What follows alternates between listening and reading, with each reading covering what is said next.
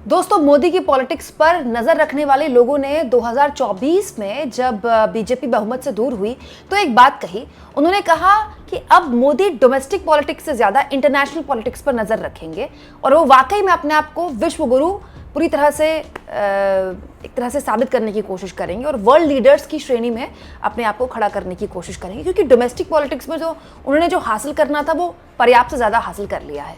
लेकिन मोदी जी ने सपने में भी नहीं सोचा होगा कि 2025 का साल उनके लिए इतना बुरा साल रहेगा कि जो उम्मीद उनको इंटरनेशनल पॉलिटिक्स में अपना सिक्का जमाने को लेकर थी वो उम्मीद भी धराशायी हो गई है। दोस्तों, एक तो है हमारे देश में अंधभक्तों की फौज, जिनके बच्चों को हाथ में तलवारें लेकर सड़क पर हिंदुत्व ब्रिगेड में शामिल कर दिया गया है और इन लोगों का काम केवल और केवल या तो मस्जिदों के अंदर मंदिर खोजना है या फिर एक तरह से देश में अलग तरह का माहौल पैदा करना है। मतलब इन लोगों का काम बेसिकली डीजे में डांस करना, सड़कों पर उत्पात मचाना और हिंदुत्व का झंडा बुलंद करने का है। ये वो लोग हैं जो बहुत ज़्यादा शिक्षित नहीं है, जिनके पास बहुत ज़्यादा एजुकेशन नहीं है, जिनका पारिवारिक पृष्ठभूमि भी बहुत ज़्यादा सक्षम नहीं है आर्थिक तौर पर। दूसरा वर्ग वो है दोस्तों जो मोदी जी के कहने पर थाली ताली वगैरह बजाता है। ये है अर्बन मिडिल क्लास, जो बड़ी बड़ी सोसाइटीज़ में रहता है, जिनके घरों में 2-2 3-3 गाड़ियां हैं, जिनके बच्चे विदेश पढ़ने जाते हैं। ये लोग भी बेसिकली बीजेपी के वोटर रहे और दोस्तों हमेशा से, ऐसा नहीं आज से, हमेशा से बीजेपी के वोटर रहे हैं। और इसको आप अर्बन मिडिल क्लास भी कह सकते हैं, इनको आप हाई सोसाइटी भी कह सकते हैं। लेकिन दोस्तों अब इन लोगों के बच्चों पर तलवार मंडरा रही है। तलवार किस चीज़ की? बेरोजगारी की। जी हाँ दोस्तों, और बेरोजगारी भी अपने देश में नहीं, विदेश में, क्योंकि ये बच्चे जिनको करोड़ों का खर्चा करके इनके परिवार वालों ने विदेश भेजा, उन बच्चों को वापस भेजा जा रहा है। और आपको जानकर हैरानी होगी दोस्तों कि दुनिया भर के जो छात्र अमेरिका में पढ़ रहे हैं, उनमें से आधे से ज़्यादा छात्र जो वापस भेजे जा रहे हैं, जिनके वीज़े रद्द हो रहे हैं, वीज़ाज रद्द हो रहे हैं, वो भारतीय है। दोस्तों ये जानकारी मैं नहीं हूँ, बाकायदा ये जानकारी शेयर की गई है, जयराम रमेश ने ये जानकारी शेयर की है। इन पेपर्स को आप गौर से पढ़ेंगे तो आपको समझ में आएगा। बेसिकली ये जो जानकारी है ये अमेरिकन इमिग्रेशन लॉयर्स एसोसिएशन ने दी है और ये जो जानकारी है इसके हिसाब से 17 अप्रैल को एक रिपोर्ट जारी की गई अमेरिका में, जिसमें बताया गया कि जो वीज़ाज कैंसिल हो रहे हैं दुनिया भर के स्टूडेंट्स के, उनमें से आधे छात्र भारत से हैं और इसमें चीन के जो छात्र हैं 14% हैं, आधे छात्र भारत से हैं। और ये बता दूं आपको दोस्तों 327 रिपोर्ट्स यहाँ पर इकट्ठा की गई, उसके बाद ये जानकारी दी गई है। दोस्तों ओपन डोर्स के आंकड़ों के मुताबिक 2023-24 में अमेरिका में आने वाले अंतर्राष्ट्रीय छात्रों में सबसे बड़ा समूह भारतीयों का रहा। 2023-24 में ये 11,26,690 था और इसमें करीब 3,31,602 भारत के छात्र थे। मतलब विदेशी छात्र जो कुल जा रहे हैं उनमें 29% भारतीयों का था। इसके अलावा दोस्तों जो दूसरा वर्ग है जो सबसे ज़्यादा विदेश में पढ़ने जाता है, अमेरिका में पढ़ने जाता है, वो चीन है। लेकिन दोस्तों AILA की रिपोर्ट में कहा गया है कि जो ये छात्र थे इनमें से बड़े स्तर में जो भारतीय छात्र हैं उनके वीज़ाज कैंसिल हो रहे हैं। वीज़ा कैंसिल चीन के भी छात्रों के हो रहे हैं, लेकिन क्योंकि भारतीय छात्र वहाँ सबसे बड़ी तादाद में हैं, उनको बड़ी तादाद में वापस भेजा जा रहा है। अब यहाँ पर मैं आपको एक और जानकारी देती हूँ दोस्तों। होता क्या है कि जब अमेरिका में आप कोई पढ़ाई कर लेते हैं तो आपको OPT दिया जाता है, मतलब आपको 12 महीने का वक्त दिया जाता है, एक साल का आप कह सकते हैं, 1 साल का वक्त दिया जाता है कि आप वहाँ कोई कामकाज कर लें। अमेरिका में ये बहुत आम चलन है, अमेरिका में नहीं, यूरोप में भी, विदेशों में भी, कि जो बच्चे वहाँ पढ़ने जाते हैं या तो वो पढ़ाई के साथ साथ काम भी करते हैं, क्योंकि वहाँ बहुत ज़्यादा महंगा रहना। दूसरा, अगर वो वहाँ अपना कोर्स ख़त्म करके 1 साल काम कर लें तो अगर वापस भी आना पड़े उनको तो उनके लिए यहाँ पर अच्छे ऑप्शंस हो जाते हैं, क्योंकि उनके पास अच्छा एक्सपीरियंस होता है वहाँ की कंपनियों में काम करने का। या फिर वहाँ अगर वो 12 महीने काम कर लें तो उनको वहाँ और काम ढूंढना आसान हो जाता है, वहीं बसना भी आसान हो जाता है, जो कि बहुत से छात्र करते हैं। लेकिन आप जानकारी निकल कर आई है दोस्तों कि AILA ने कहा है कि ये रिपोर्ट वीज़ा कैंसिल और समाप्ति की मनमानी प्रकृति की चिंताजनक तस्वीर पेश करती है। देखिए होता क्या है कि अमेरिका में अगर आप स्टूडेंट वीज़ा पे हैं, राइट, और कुछ ऐसे कानून का आप उल्लंघन कर रहे हैं जो कि अमेरिका में गलत है, तो आपको वापस भेज दिया जाएगा। जैसे आप किसी प्रदर्शन का हिस्सा हैं या इस तरह का कोई आप काम कर रहे हैं, लेकिन जो जानकारी निकल कर आ रही है दोस्तों कि जिन छात्रों को वापस भेजा गया है उन्होंने तो ऐसा कुछ भी नहीं किया। जैसे दोस्तों प्रभात खबर की आप ये खबर देखिए, AILA की रिपोर्ट में खुलासा हुआ है कि 86% छात्रों का किसी ना किसी तरह से पुलिस से संपर्क हुआ था, लेकिन उनमें से 33% मामलों को बाद में खारिज कर दिया गया। इनमें से 2 छात्र खुद घरेलू हिंसा के पीड़ित थे, जबकि दूसरों को तेज गाड़ी चलाना या पार्किंग नियमों के उल्लंघन जैसी मामूली चीजों के लिए वापस भेज दिया गया। मतलब ज्यादातर छात्रों ने तो ऐसा कुछ किया ही नहीं था, लेकिन उनको वापस भेज दिया गया। ये सब कुछ क्यों हो रहा है? ट्रंप के राज में हो रहा है। अच्छा, दिलचस्प ये है दोस्तों कि पूरी दुनिया में जब भी विदेशी छात्रों को बुलाने की कोशिश होती है तो पूरी दुनिया की बड़ी बड़ी यूनिवर्सिटीज़ और दुनिया भर की अर्थव्यवस्थाएं चाहती हैं, हर देश चाहता है कि विदेशी छात्र उनके पास आएँ, क्योंकि इससे आपकी आमदनी होती है ना, आपकी यूनिवर्सिटीज़ में वो विदेशी छात्र पैसा दे रहे हैं। लेकिन ये अजीब सी स्थिति ट्रंप ने पैदा कर दी है कि वो भारतीय छात्र जो अपने पैसे से, बहुत से छात्र तो लोन लेकर भी जा रहे हैं, जो अपने पैसे से अमेरिका में पढ़ने जा रहे हैं या फिर बहुत अमीर परिवारों से हैं तो भी वहाँ पढ़ने जा रहे हैं, मतलब एक तरह से अमेरिका के अर्थव्यवस्था को बल देने के लिए, वो बल ही मिलता है ना उससे, उनको भी वापस भेजा जा रहा है। और दोस्तों ये स्थितियां अचानक से नहीं बनी हैं, ये स्थितियां आप ट्रंप के आने के बाद से लगातार देखें तो बन रही हैं। कभी वो H1B वीज़ा को लेकर उनकी पार्टी के लोग बयानबाजी करते हैं, तो कभी स्टूडेंट वीज़ा पर भी अभी मुश्किल के बादल मंडरा रहे हैं। अभी जितने भी स्टूडेंट्स वहाँ काम कर रहे हैं, मैं सबके लिए बात नहीं कर रही हूँ, जितने भी स्टूडेंट्स वहाँ पढ़ रहे हैं मैं सबके लिए बात नहीं कर रही हूँ, लेकिन अमेरिका में अब पढ़कर वहीं बस जाना या वहीं नौकरी कर लेना इतना आसान नहीं है किसी के लिए भी।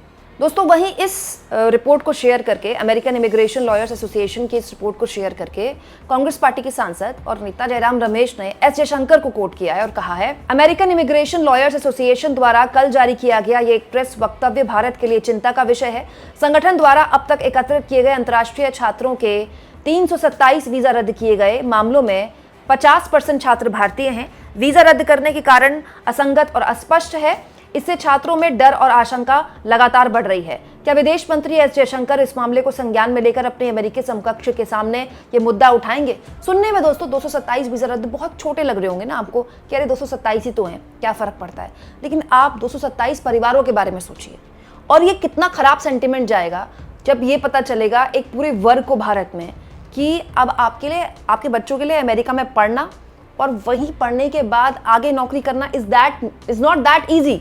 हो सकता है आपकी जेब में पैसा हो और आप ये करने के लिए सक्षम हो, तो भी आप वो कर पाएंगे, ये आसान नहीं है, क्योंकि परिस्थितियां अमेरिका में बहुत तेजी से बदल रही हैं। अब बड़ा सवाल ये दोस्तों कि इस पूरे के पूरे मामले में भारत सरकार क्या कर रही है। विपक्ष ने यही सवाल उठाया ना कि एस जयशंकर इस पूरे मामले में क्या कर रहे हैं, क्योंकि ये लोग तो वो भी नहीं है जिनको अवैध तरीके से वहां भेजा गया था, जो डंकी के रास्ते वहां पर गए थे, जिनका आप हाथ में हथकड़ी और पैर में बेड़ियां डालकर वापस भेजना जस्टिफाई करते हैं कि भाई कानून तोड़ोगे किसी देश का तो ऐसे ही भेजा जाएगा। यही बोला था ना अंधभक्तों ने और गोदी मीडिया के एंकरों ने कि बिल्कुल सही किया, ऐसे ही भेजना चाहिए अवैध रूप से घुसे हुए लोगों का। तो ये तो अवैध रूप से भी नहीं घुसे थे, ये तो पूरी बाकायदा प्रोसीजर के तौर पर घुसे थे।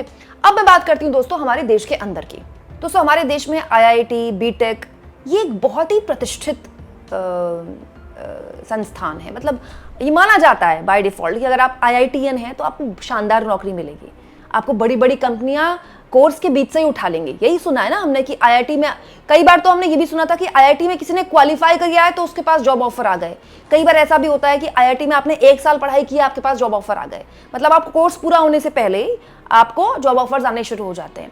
स्थितियां वहां भी विकट पैदा हो गई हैं दोस्तों एक खबर देखिए, बहुत ही हैरान करने वाली और चिंताजनक खबर है, जो बताती है कि भारत का जो IT सेक्टर जो सबसे ज्यादा नौकरियां पैदा करता है, व्हाइट कॉलर जॉब्स पैदा करता है और सबसे शानदार नौकरियां पैदा करता है, उसमें भी बड़ा संकट पैदा हो गया है।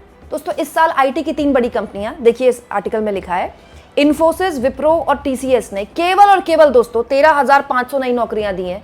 बीते 3 सालों में कंपनियों ने 55,000 कर्मचारियों को बाहर निकाल दिया है।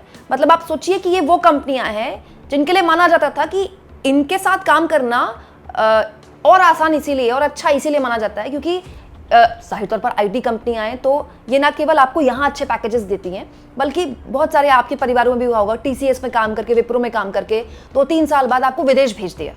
क्योंकि मेरे दोस्तों में बहुत ऐसा हुआ है कि 4-5 साल TCS में काम किया, उसके बाद TCS ने अपने किसी प्रोजेक्ट के लिए अमेरिका भेज दिया, जर्मनी भेज दिया, दूसरे मुल्कों में भेज दिया। लेकिन इन कंपनियों की हालत भी ये बताती है कि स्थितियां वैसी नहीं है, उतनी रोजी नहीं है जैसी पहले बताई जाती थी। दोस्तों मैं आपको ये सब क्यों बता रही हूँ? मैं आपको ये सब इसलिए बता रही हूँ कि ये सारी व्हाइट कॉलर जॉब हैं, इनके बच्चे सड़कों पर डीजे बजाकर डांस नहीं करते हैं। इनके माँ बाप इनके बच्चों को शुरुआत से ही हाई फाई स्कूलों में पढ़ाते हैं, अच्छे इंस्टीट्यूशंस में पढ़ाते हैं। दोस्तों ये सब आर्थिक तौर पर मजबूत परिवारों से आते हैं।